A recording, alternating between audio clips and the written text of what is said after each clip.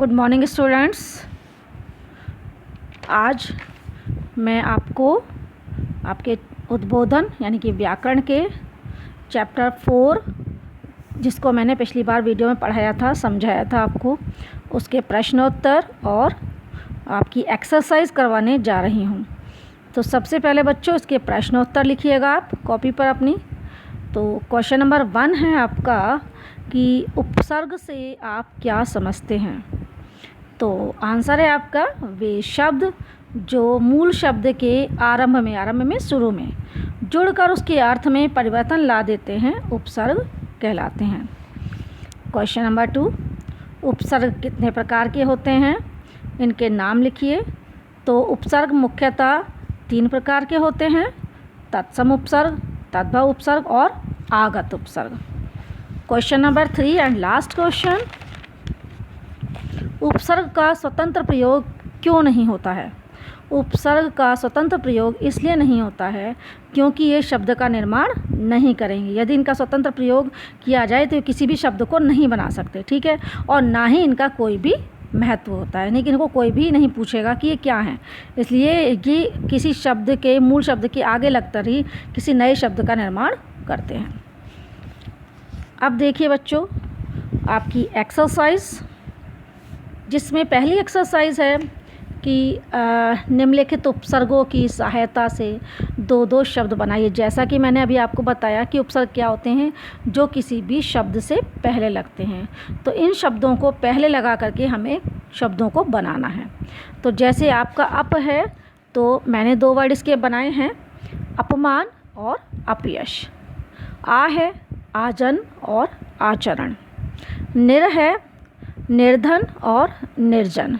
रा जो होता है, जो हाफ होता है, वो हमेशा ऊपर लगाया जाता है, नेक्स्ट शब्द के, नेक्स्ट वर्ण के ऊपर लगता है। अति अत्याचार और अत्यधिक। अन अनपढ़ और अनजान। अधि अधिकार और अध्ययन। अभि अभिमान और अभिशाप। अब नेक्स्ट एक्सरसाइज में निम्नलिखित शब्दों में उपसर्ग जोड़कर नए शब्द बनाने हैं।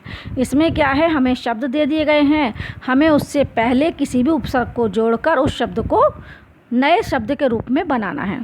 अब जैसे ज्ञान है तो ज्ञान में हमने वी को जोड़ दिया तो बन गया विज्ञान। अधिक में हमने अति को जोड़ दिया तो बन गया अत्यधिक। बोध में हमने अ को जोड़ दिया तो बन गया अबोध। इलाज में हमने ला को जोड़ दिया तो बन गया ला इलाज।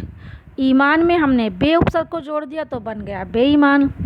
फल में हमने स उपसर्ग को जोड़ दिया तो बन गया सफल।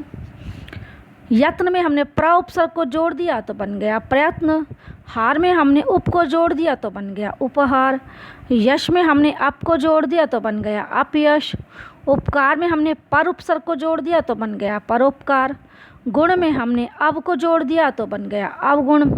ध्वनि में हमने प्रति को जोड़ दिया उपसर्ग को तो बन गया प्रतिध्वनि। आपकी next exercise and last exercise, ये शब्द दिए हुए हैं, हमें इनको वाक्यों में प्रयोग करना है। तो पहला है आपका सबल। तो मैंने सेंटेंस आपके लिए बनाया है कि सबल को निर्बल की मदद करनी चाहिए, ठीक है, यानी कि जो ताकतवर है उसको, जो कमज़ोर है उसकी मदद करनी चाहिए। दूसरा है आपका प्रबल। प्रबल माने मीन्स होता है बहुत ज़्यादा, तो आंधी आने की प्रबल संभावना है। अधीन यानी किसी के अंडर में करना। तो मुख्यमंत्री राज्यपाल के अधीन कार्य करता है। पराधीन मीन्स दूसरों के अधीन रहना। तो पराधीन को सपने में भी सुख नहीं होता। उपकार निर्बल व निर्धन पर उपकार करो। परोपकार पेड़ परोपकार के लिए ही फल देते हैं। तो बच्चों ये कार्य आप सभी पूर्ण करेंगे। यदि बुक है तो आप बुक पर एक्सरसाइज करेंगे, नहीं है तो आप सभी कार्य को अपनी कॉपी पर कंप्लीट करेंगे। ठीक है बच्चे, thank you, have a nice day.